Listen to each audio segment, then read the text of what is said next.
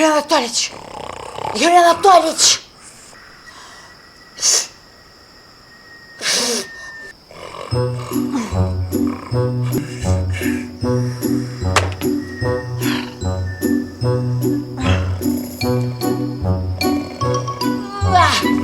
Что? Что? Что?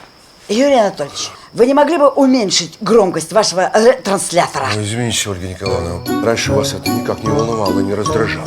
Потому что раньше, Юрий Анатольевич, вы для меня были не чужим человеком. Сейчас, слава богу, никто.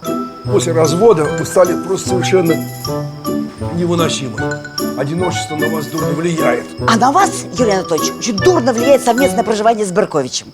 Что, вы развели бардак в номере? Неужели сложно хотя бы носки не разбрасывать? Между прочим, Что? этот номер и мой тоже. Да что вы? Да. Я вам предлагал открыто все рассказать детям. И тогда мы бы сами с вами селились порознь.